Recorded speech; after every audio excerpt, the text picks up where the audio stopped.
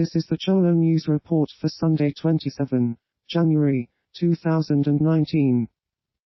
The death toll from floods and landslides in South Sulawesi, Indonesia, rises to 68, while 6 people are still missing. Advertisement number of the evacuees has doubled from Friday after the disaster mitigation officials managed to get access to previously isolated districts and update the figures. Many evacuees have started to go home and clean up their house because the rain is no longer intense today. Head of local disaster mitigation agency Siam Sabah, who like many Indonesians goes by one name, said Saturday. A 21-year-old man kills 5 people, including his parents, in 2 Louisiana parishes. Evelyn Ernest, the mother of 1 victim and grandmother of 2 others, told CBS News that her granddaughter and the suspect were briefly in a romantic relationship.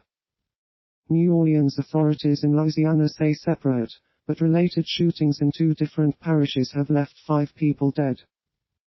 CBS affiliate WAFE reports that detectives on Saturday were looking for 21-year-old Dakota Theriot, who is wanted for first-degree murder, illegal use of weapons, and home invasion. Reuters reports that Russian private military contractors belonging to the Wagner Group have flown into Venezuela to help guard President Nicolas Maduro, and that Russia supports Maduro's disputed government. It was the latest international crisis to split the global superpowers, with the United States and Europe backing Guaido, and Russia and China urging non-interference.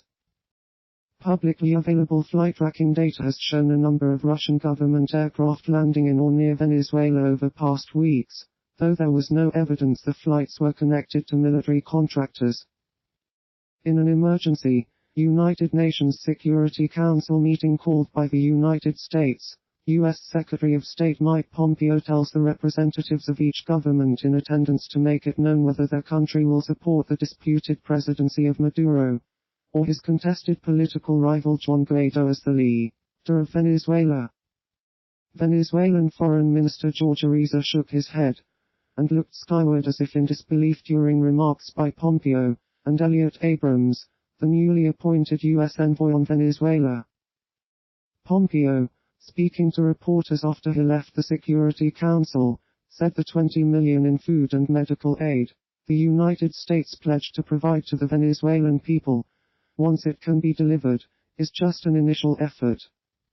European countries, led by France, the United Kingdom, Germany and Spain, notify Venezuelan President Nicolas Maduro that he must call elections, or they will officially recognize the claim of leadership made by Guaido.